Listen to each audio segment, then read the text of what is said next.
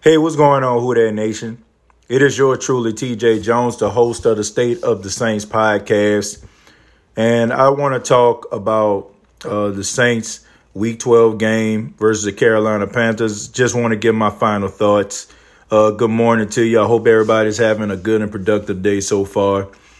I was just thinking about this game and what I was going to say as my final thoughts.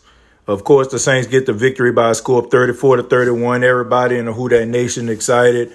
It was one of the best games of the weekend. But this game just left a bad taste in my mouth. It left a bad taste in my mouth because I just felt like the New Orleans Saints much better than what they played on yesterday. There was no way this game should have been as close as it was. And I know a lot of people in the Who Dat Nation, they're excited. You know, we were able to dance and cheer and all that kind of stuff. And I did that myself. But now that everything has kind of calmed down and we're on the 24-hour rule, and moving on to the next game, I just, gutsy performances is what you want your team to have. But when your team continuously shoot themselves in the foot and they constantly cause their own hardships, it just makes you wonder what in the world is going on. The New Orleans Saints had this game. They were up 14-0. They had opportunities to actually put this game so far out of reach. And yet it's just these mistakes that just keep happening all over and over again. From the hands to the face penalties, just the holding calls, double-digit penalties every single game. That's the kind of stuff that's going to get you beat down the stretch. And I don't want that to happen. Honestly, quite frankly, I'm just kind of tired of watching this team be as good as it is, get screwed year after year. And most of the time, they end up like something that they've done. Something that's self-inflicted. And I think that one thing the Saints need to focus on is to run the football. I said this yesterday on the live stream. They ran the ball, I think, 18 times in this game. I think Alvin Kamara had 11 carries, and I think Murray had 7. 18 carries. But you had Drew Brees, who was your 40-year-old quarterback, throwing the ball 40 times in the game. Now, keep in mind, I feel like if you're throwing the ball 40 times in a game, I think that your team need to be down, not up. The Saints led this game the majority of the time. But for some apparent reason, Sean Payton just continuously throws the football, constantly calls throwing plays. Even though Latavius Murray was really hot in the first half, even though Alvin Kamara picked it up in the second half, they refused to run the football. And I think they went on I counted them. I think they went 9 straight plays with passing plays. And I just feel like they need to continue to throw the football. I mean, they continuously throw the football for reasons that are beyond me. And I just think that when you're dealing with the playoffs and you're trying to go to the playoffs and you're trying to get to the Super Bowl, you're going to have to learn to run the football. You're going to have to run the football, man. Just say let's just say the Saints don't get the number 1 seed, and they end up, end up getting the 3 seed, and the Green Bay Packers end up, getting the number 2 seed, and they have to end up going to Lambeau Field. You're going to have to run the football. You're not going to be able to throw the ball all around the place in almost below zero type weather. And I feel like Sean Payton, it was no reason why he got away from the running game. I just don't know. I just don't get it. I mean, he's a very impatient coach, and you can't be like that, man. You got to be able to look at some of those ugly runs and say, man, eventually, in the fourth quarter, they're going to wear down this defense. And the Saints didn't do that. Another thing, I feel like the New Orleans Saints continuously do not put themselves in good positions at the secondary position, at the cornerback position every single year. You got to make sure that you have guys that are prepared to be in spots because, the cornerback position, you're going to have a lot of depth at that. Putting P.J. Williams on the outside year after year, after this guy has really proved to you that he is not the guy to be on the outside. If Marshawn Lattimore gets injured or Eli Apple gets injured, I mean, putting this guy on the outside basically is just setting your team up for failure. But yet the New Orleans Saints did absolutely nothing to try to, I guess, help the fact that this guy continuously gets beat on the outside when he has to fill in. And looking at the statistics, and I read this, looking at the statistics, and I don't want to bore y'all, but the main position to get injured on a frequent basis is the cornerback position and the offensive line. And the New Orleans Saints, I mean, they're big on numbers. They're big on statistics. So why in the world, when you try to get somebody in here that can possibly fill in for Marshawn Lattimore, you know what I'm saying, or fill in for Eli Apple, this guy is going to cause this team, you know what I'm saying, like a lot of problems if Marshawn Lattimore has to stay out no longer than a couple weeks. Because teams are going to continue to pick on this guy. They're going to continue to pick on him. They're going to continue to throw the ball downfield on him. It's going to continue to make other people in the secondary look bad because now you have to make up for his sorry play. And they got to make sure that they are where they think, you know what I'm saying, where they supposed to be. Just like Marcus Williams. I mean, Marcus Williams looked horrible yesterday because he was steady bailing out P.J. Williams because every time the wide receiver was getting behind him every single time. And Marcus Williams, who is a great ball hawk and stuff like that, but there's a reason why he's a safety. I mean, it was making him look bad. So I think the Saints need to do something about that. All in all, I think that they played pretty good at other positions. The left tackle position, we have to see what's going on with Armstead. Didn't look good. He got carted off. Maybe it was just a precaution or something like that, carting him off. But if we lose Armstead, it's going to be huge, man. Armstead is one of the best left tackles in the league. But I will say this, Teron Armstead, I mean, this is a reoccurring thing. As good as he is, he always get hurt. You know what I'm saying? And they say your best ability is your availability. That's what they say, okay? So no matter how good you are, no matter how talented you are, if you can't stay on the field, then you're not helping your team. You're being a liability, man. So that's unfortunate. I mean, so hopefully he can get back because I don't know that much about his replacement. I mean, I've watched him in college. He was pretty good. I don't know how he is in the pros, but it's going to be interesting down the stretch if Armstead is out. I feel like everybody else did an okay job, and I want to talk a little bit about the elephant in the room. Well, it's not even an elephant anymore. I mean, it is a Tyrannosaurus Rex. Okay, I mean, it's painstakingly obvious that the NFL has something out against the New Orleans Saints. And I'm pretty sure when I put this video on YouTube, a lot of people are going to be like, oh, man, here come the Saints fans whining. But we're not whining right now. I mean, it's painstakingly obvious that the NFL has something against the New Orleans Saints. And I don't know if it's because of the passion of the fan base. I don't know if it's because of the lawsuit that's going on. I don't know if it's just the fact that the NFL, excuse my friends, are a bunch of ratings whores. And they know that this right here gives people a whole bunch of attention. It gives the NFL, the media, you know what I'm saying, focuses on the NFL because they obviously, blew it in the NFC Championship game. Now it just seems like it's just a reoccurring topic. And now it seems like they're trying to use the New Orleans Saints and the referees as some kind of storyline. We all know that NFL is about those storylines. I don't know what it is, but it's not even funny anymore. And somebody made an interesting point, and they posted this, and I thought it was interesting. They said, as much as I love the New Orleans Saints, why should I continue to watch this team when I know that the NFL and the referees only have it out for this team to try to ruin their chances of making a championship or ruin their chances of making the Super Bowl? That's a good point because, I mean, something needs to be done about these referees, man, because it seems to me like they're calling the games for the New Orleans Saints really close to the vest.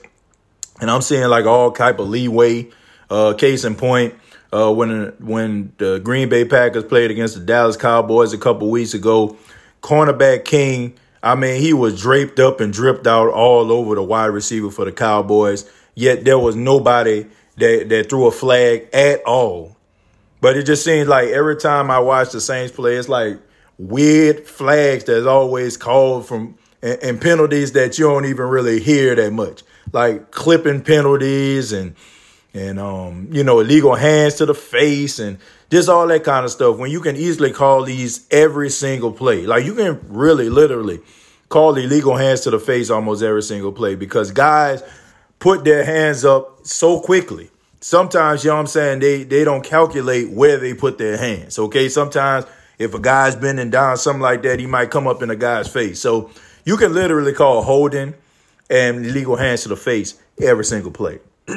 But it seems like they call these on the Saints every single time. And it's almost like comedy or something like that. It's like the NFL's like get some kind of rise or some kind of kick out of New Orleans Saints, getting these penalties or something like that. And, people can call the Saints fans whiners. They can call us complainers and all that kind of stuff there. But when you're calling these penalties and complain about these penalties in a win, that's a problem. Okay?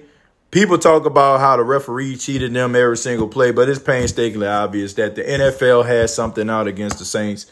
And I don't know what it is. I don't know if it's just the fact that the Saints are not the natural order of things. I don't know if it's just the fact that this small market team that's ranked like number 31 or 32 in media markets, they just feel like, they're not worthy of being the spotlight of that of a Green Bay or a Dallas Cowboy or some of these other teams that's out here. I don't know what it is, but it just seems like to me that the New Orleans Saints constantly get screwed by the referees. And I think that the NFL and New York need to do something about this, man, because it would be sad to see a replay of this once again. And I just find it weird that, and Drew Brees said this in his press conference.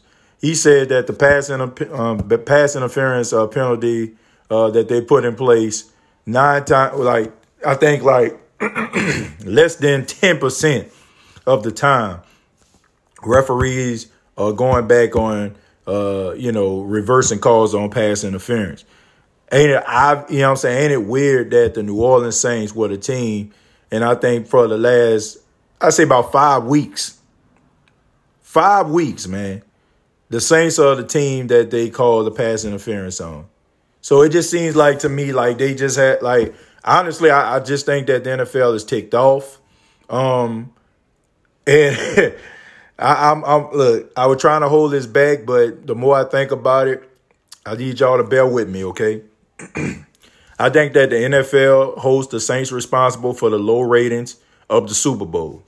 That's just the way I see it. And we all know that the NFL is all about money. They're all about the bottom line. They will sell their mamas, they will sell their grandmas for some money.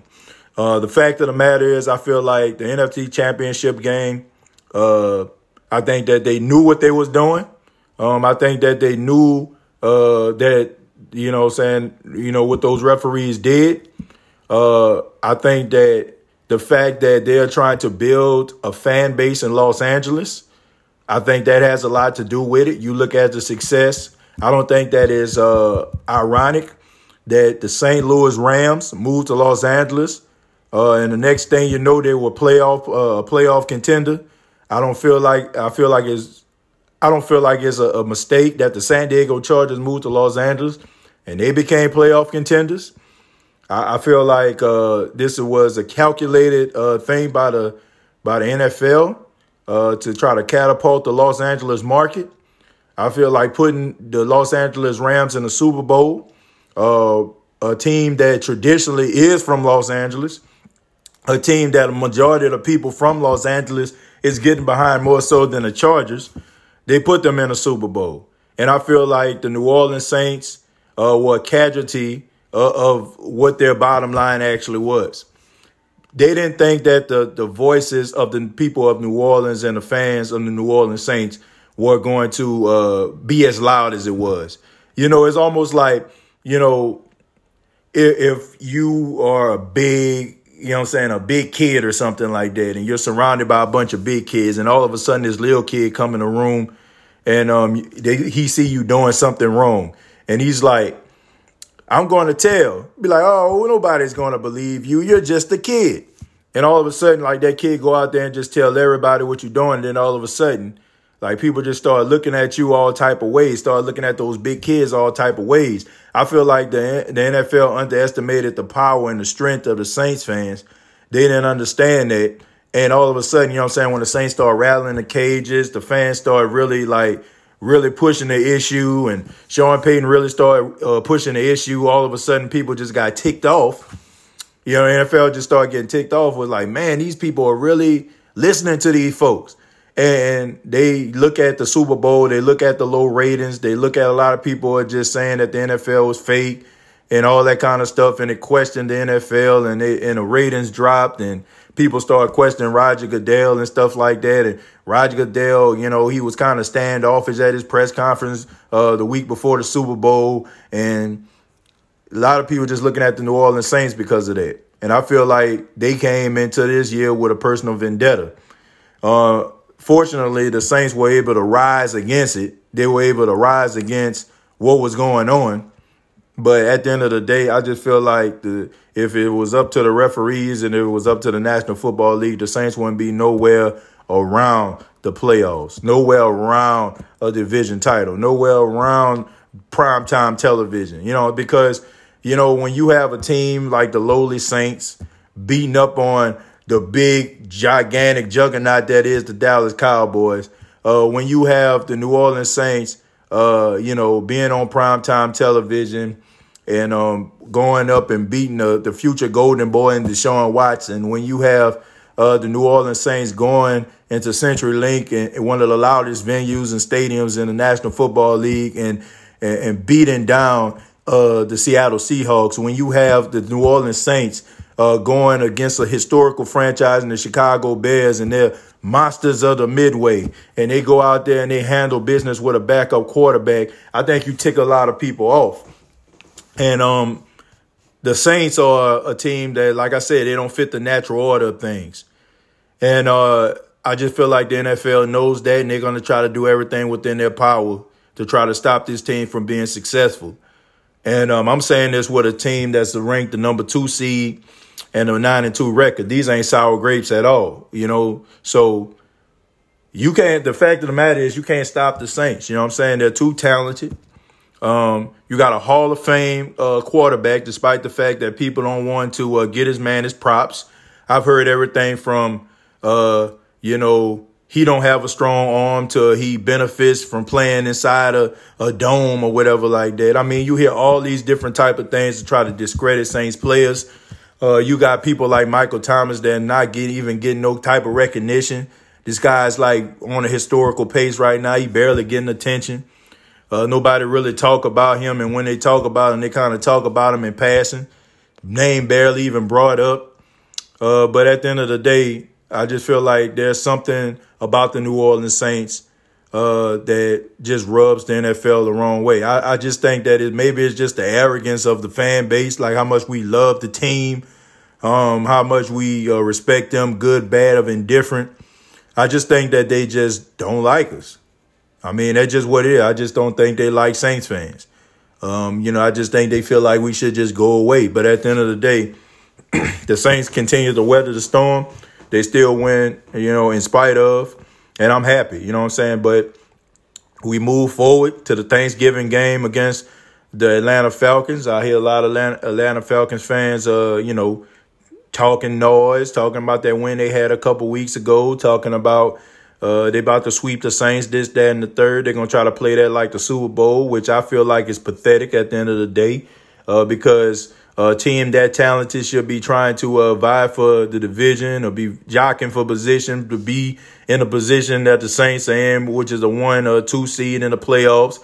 But at the end of the day, the Atlanta Falcons, that's what they are, man. That's where they at. That's where they fans at. You know, like just a pathetic display of, you know, just straight up pathetic display of fandom. Just shows you how sad they are. For them to be trying to go at a team and making it seem like, like this a Super Bowl or something like that. They got to take moral victories over actual victories. Oh, man, it is just pathetic. But I'm looking forward to this game. I think it's going to be one of the most exciting games on Thanksgiving because none of these teams are going to want to lose. None of these teams are going to want to give up. I give my prediction, as time goes on. Y'all probably going to see that prediction from Alabama because I'm going to be on the road tomorrow traveling to Alabama with my fiance and my son. We're going to visit the in-laws. So, y'all get that video. I'm not sure if I'm going to be able to give you all a review after the game, of course, because it's going to be Thanksgiving, but it probably won't be a live review, but it's probably going to be recorded or something like that, but I want to give you all something. I'm going to answer a few questions, and then I got to go ahead and start my day. Christy, what's going on? You said the Saints will win by a field goal. Yeah, I did say that, didn't I? Yeah. TJ Diamond's up in here. Well, not really, because my score wasn't wrong. I said 24-21. They won 34-31. But Leslie said they missing Lattimore. Yeah, I agree with that, but that's why you have to have depth, man. You got to have depth to keep passing because they were trying the kill shot. I hate that they refused to run the ball. Man, talking about a kill shot. Like, man, honestly, I'm about to call it out before this interception, all right? Drew Brees threw a pass that was like 10 yards behind Ted Ginn Jr. Then he threw another pass like that was, incomplete. Traquan Smith, for some apparent reason, don't want to try to fight for the football. And then Drew Brees throws the ball down the middle and Trey Boston picks it off. They just need to start running the football. You run the football when you got a lead. We're missing Mark Ingram, and they need to cut P.J. Williams. Julius, I completely disagree with you on that Mark Ingram comment. They do not miss Mark Ingram. The only reason we miss Mark Ingram because of the antics in the locker room. The production of Latavius Murray has been incredible. And honestly, I feel like if Sean Payton allowed Latavius Murray to run the football more, we wouldn't even be talking about Mark Ingram right now. As much as Mark Ingram is doing in Baltimore, and I'm excited about that, we won't be talking about no Mark Ingram because we all know how Saints fans are. Like, we know how we are. We only miss guys when other guys that replace them not doing their job, okay? Like, nobody is out here talk about, man, I really miss Kobe Fleener. Man, I really miss Jimmy Graham. Like, nobody talking about that because Jared Cook doing their job. Like, nobody out here talking about, man, I really miss Zach Strief.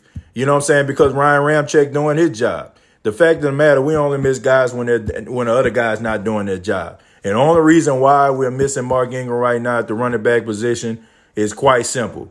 It's because that Latavius Murray isn't getting them as many carries. It's the fact that Sean Payton, for some apparent reason, just stopped running the guy after he get the hot hand. So, and as far as your P.J. Williams comment is concerned, yeah, absolutely. I don't feel like they need to cut him.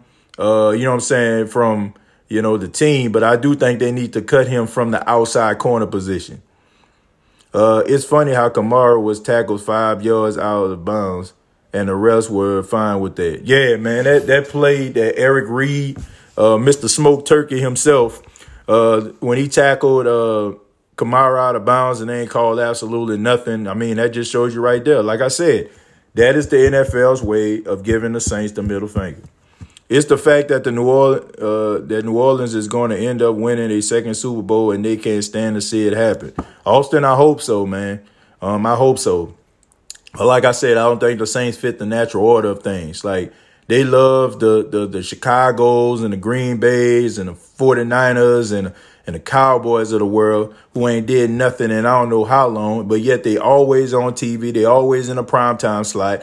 And, man, I don't want to hear that stuff about, man, it's because they got a huge fan base. It's because they have a huge fan base. Man, let's just be honest about this, okay? The Pittsburgh Steelers have a huge fan base. The Green Bay Packers have a huge fan base. But they ain't getting talked about ad nauseum on TV. we can pretend to act like we don't know the power of the media. We can act like we don't know about media influence. But you're talking to a communications major. You know what I'm saying? I done read several books about the power of influence and how the media controls the narrative. We can pretend like this isn't the case all we want to. But when somebody is constantly talking about something over and over and over and over and over, it's like, you ever found that it's weird that somebody will ask you to name about 5 or 6 players on the Jacksonville Jaguars or the Tennessee Titans team, you probably couldn't do it. But if somebody asks you name 5 or 6 players on the Dallas Cowboys team, you probably can do it without any hesitation. It's not big, and you may not even be a fan of that team. It's because of the power of the media. It's the influence of that.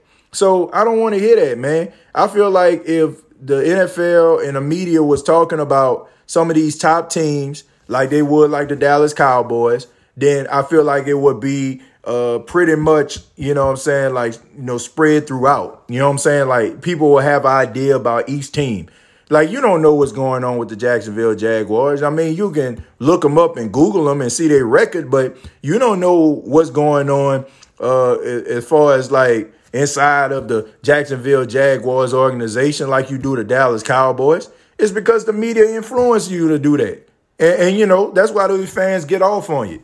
They get off on that stuff. They like, man, the Cowboys, we're America's team. People always talking about the Cowboys. They want to see them lose. It's because they always on television, man. It's because everybody just, you know, sees them all the time. You know what I'm saying? Like, if the Cowboys weren't on TV the way, you know what I'm saying, they are, like, nobody would care about the Cowboys. Nobody would care. If the NFL and the media treated every team fairly, then people would just be talking about every team. But it's just the Dallas Cowboys, man. People just, the honest opinion about the Dallas Cowboys is, and the reason why people don't like them is the fact that they get all this attention and they don't deserve it. It has absolutely nothing to do with the fact that people just love to, you know what I'm saying, like, love to hate the Dallas Cowboys. No, we don't love to hate them. It's just the fact that they've done absolutely nothing and they get all this attention. You can talk about the Patriots all you want to, but at the end of the day, they deserve the attention they get because they're in the playoffs every year and they're in the Super Bowl. You can understand that. But a team that has not won a Super Bowl in 25 years probably have about a handful of playoff victories over those 25-year span, and yet you're trying to convince America that this is your team? Like, please, man. Like, if everybody was treated fairly, then nobody would care about the Cowboys. You know, honestly, I don't even know where I was going with that. But at the end of the day, like, the media influences everything. Like, we can pretend about that. We can pretend like they don't, but they do. They influence it. You know what I'm saying? Like, they influence the culture, whatever culture you're in. You know what I'm saying? Like, they influence that. the way that you dress. You know what I'm saying? The slang that you use. You know what I'm saying? The clothes that you wear, they influence that. Okay. You know what I'm saying? Like, you know, so we can pretend like that's not the case, but it is. We aren't missing Mark Ingram. We should have fed Murray. Yep. Tony, I absolutely agree with that. We should have fed Murray more. And I hate, usually, you know, I answer all these questions and stuff like that, but I had a lot on my mind, Who That Nation. I promise you, I will go live once again, probably tomorrow, and I'll be able to answer some of your questions about the game. But I just had a lot on my mind. You know, I just wanted to make sure, you know, I try to get it out there to you all. Man, I appreciate it. Love to each and every one of you. Please follow the State of the Saints podcast on YouTube. YouTube.com, search the State of the Saints podcast if you have not already. And also Facebook, if you're looking at this live and have not followed the page, please do. We're on the road to 10,000 followers. Thank you all very much. Without you, this would not be possible. So I'm forever appreciative for you taking your morning and your time and your efforts and viewing these videos and everything that I put up. And if I don't see some of you in a chat, I want to say happy Thanksgiving to you all. Blessings to you and your family. If you're traveling, I hope that you make it to your destination safe. And today, you know, just make this day the best day possible for yourself. You know, spread positive energy, spread love. Make sure that you're telling somebody that you love them. tell a Who Dat Nation member, a Saints fan, who that. You know what I'm saying? Make sure that you're spreading the love to this world, man, because you never know what a kind word can do to somebody that's probably going through, you know. So make sure that you're actually showing love, spreading love, and telling all the members of the Who Dat Nation, who that. It is yours truly, TJ Jones, State of the Saints podcast host. And like always, all I got to say is, who that? Peace out, everybody.